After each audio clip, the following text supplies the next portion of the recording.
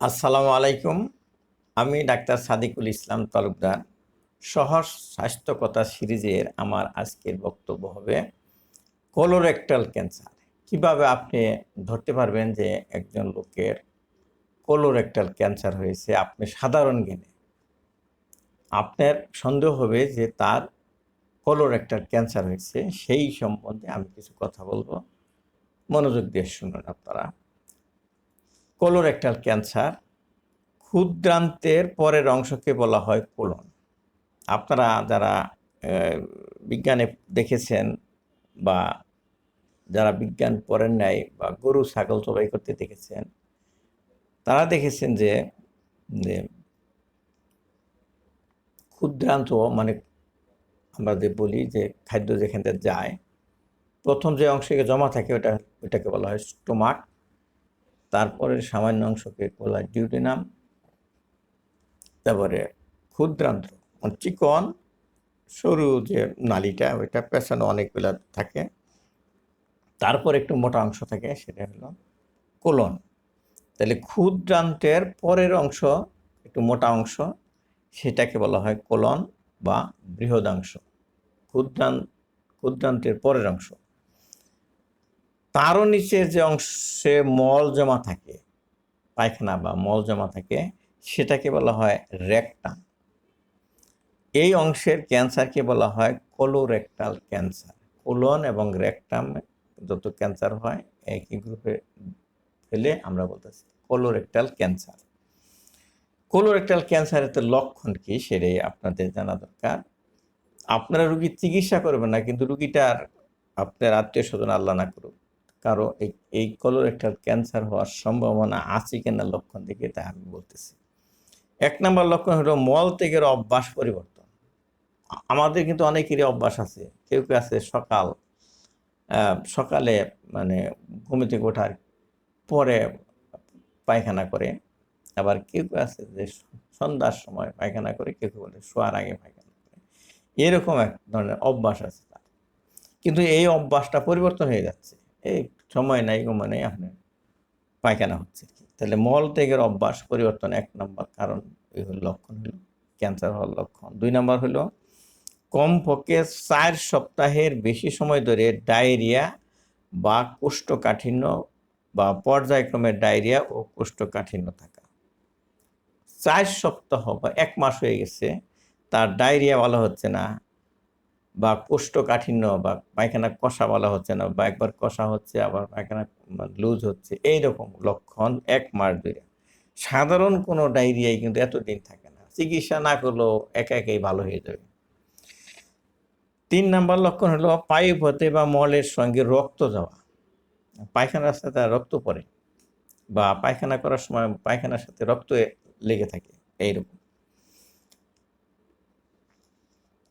4 number হলো পেটে অস্বস্তি ভাব, যেমন গ্যাস, পেট ফুলে থাকা, পেট মোচড়ানো, পেট ফাঁপা ভাব ইত্যাদি।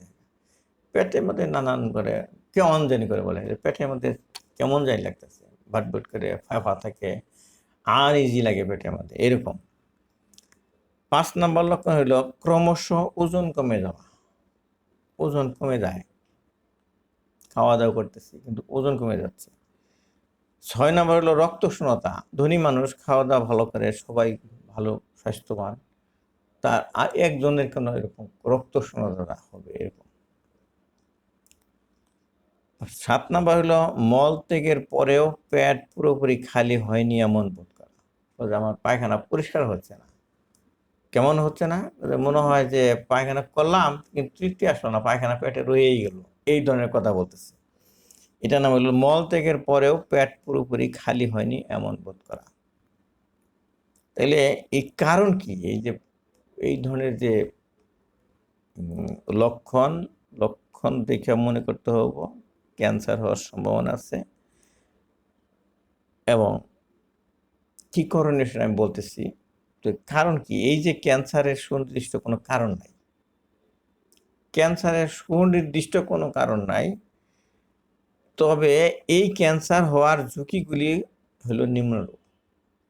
আমি পরে যা বলতেছি, ঝুঁকি আছে কিন্তু কোনোটাই একদম কনফার্ম না। এই ক্যান্সার যে কোনো বয়সেই হতে পারে, তবে সাধারণত 50 বা তার বেশি বয়সের মানুষদেরই বেশি হয়ে থাকে। 50 বছরের বেশি যাদের বয়স সাধারণত তাদের বেশি হয়, কম বয়সেও হয়। 20 বছরেও আমি দেখছি ক্যান্সার হয়, কোলোরেক্টাল ক্যান্সার 15 বছরে হইতে দেখছি, রেয়ার, কিন্তু বেশিরভাগই হবে 50 বছর। তাহলে বয়সটা একটা ঝুঁকি, যে বয়স বাড়লে ক্যান্সার হওয়ার সম্ভাবনা বেশি থাকে।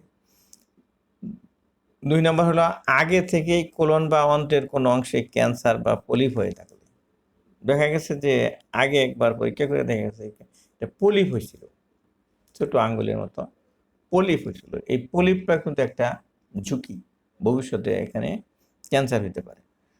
নাম্বার 3 হলো অন্ত্রের বিভিন্ন রোগ যেমন ইনফেকশন, আলসার, অন্ত্রের প্রদাহ ইত্যাদি ঠিকমতো চিকিৎসা না হলে কোলন ক্যান্সারের রূপ নিতে পারে। ইনফেকশন আছে, অনেক দিন আছে, চিকিৎসা হয় না ঠিকমতো, তাহলে তাদেরও চান্স বেশি থাকে ক্যান্সার হওয়ার। 4 নাম্বার হলো ধূমপান ও অ্যালকোহল সেবনকারীরা অনেক বেশি ঝুঁকিতে থাকে। যারা সিগারেট পান করে, বিড়ি পান করে এবং যারা অ্যালকোহল খায়, মদ খায়, অভ্যাস আছে, বদ অভ্যাস, তাদের ঝুঁকি বেশি। সেটা যে কোনো ধরনের ক্যান্সারের জন্যই, শুধু যে কোলন না, অন্যান্য ক্যান্সারের জন্যই আছে। সাম্প্রতিক গবেষণায় দেখা গেছে যে ধূমপায়ীরা অধূমপায়ীদের থেকে 30 থেকে 40 ভাগ বেশি কোলোরেক্টাল ক্যান্সার হওয়ার ঝুঁকিতে থাকে। ধূমপায়ী এবং অধূমপায়ীদের সাথে তুলনা করে দেখা গেছে যে যারা ধূমপান করে তাদের অধূমপায়ীদের থেকে 30-40 গুণ চান্স আছে এই ক্যান্সার হওয়ার, কোলোরেক্টাল ক্যান্সার হওয়ার। খাদ্য তালিকায় শর্করার তুলনায় আমিষ বেশি থাকলে কোষ্ঠকাঠিন্য হয়। তারা আমিষ বেশি খায়, মাংস বেশি খায়। আছে যারা বড় লোক মানুষ, তারা মজা করে মাংস খাবে, কামড়ে মাংস খাবে, যে তারা আমিষ বেশি খাচ্ছে, সেটা যে কোনো ধরনের, তাহলে কি হবে, কোষ্ঠকাঠিন্য হবে, তাদের পায়খানা কষা হবে। মাংস খায় বেশি বেশি, তখন পায়খানা কষা থাকে। যেমন গরুর মাংস, ফাস্টফুড, বার্গার এসব বেশি খেলে বা শাকসবজি তুলনামূলকভাবে কম খেলে কোষ্ঠকাঠিন্য হতে পারে। আর কোষ্ঠকাঠিন্য থাকা মানেই তিনি কোলন ক্যান্সারের ঝুঁকিতে রয়েছেন। কোষ্ঠকাঠিন্য থাকা মানে কি, পায়খানা কম হচ্ছে, কম অনেক দেরিতে হচ্ছে, 2-3 দিন পর পর, তাহলে যে সমস্ত কারণে ক্যান্সার হয় এইগুলি তার পেটে, কোলনের মধ্যে 3-4 দিন পর্যন্ত জমা থাকে, তার চান্স বেশি থাকে। আর যারা এখন প্রতিবার দিন 1-2 বার করে পায়খানা করে পরিষ্কার করে ফেলতেছে, তাদের ক্যান্সার যে ঝুঁকিটা আছে, যে কারণে ফ্যাক্টরগুলো আছে, সেগুলো পায়খানার ক্ষেত্রে চলে যায়। সোজা কথা এটাই। কাজে এই পায়খানা কোষ্ঠকাঠিন্য থাকা যাবে না, ডেইলি যেন পরিষ্কারভাবে পায়খানা হয়, এইভাবে আপনার থাকতে হবে। 6 নাম্বার হলো ডায়াবেটিস রোগী বা যাদের ইনসুলিন রেজিস্ট্যান্স আছে, তাদের ঝুঁকি বেশি।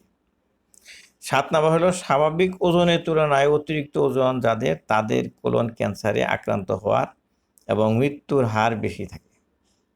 ওজন বেশি যাদের, তাদের ক্যান্সার হওয়ার সম্ভাবনা বেশি থাকে। তাহলে করণীয় কি আপনাদের?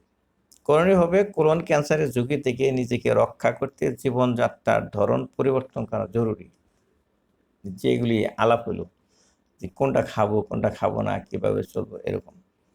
প্রতিদিনের খাদ্য তালিকায় বিভিন্ন রকম ফলমূল ও সবজি বেশি পরিমাণে রাখতে হবে। ফলমূল, ফ্রেশ সবজি রাখতে হবে এই তালিকায়। এটা হলো ক্যান্সারের ঝুঁকি কমায় রাখার জন্য। ধূমপান ও মদ্যপান থেকে বিরত থাকতে হবে। অনেকে স্টাইল করে খায়, আমি ইয়েতেও দেখি অনেকে বায়োডাটায় লেখে যে আমি মদ্যপান করি, মানে গর্বের সাথেই লেখে।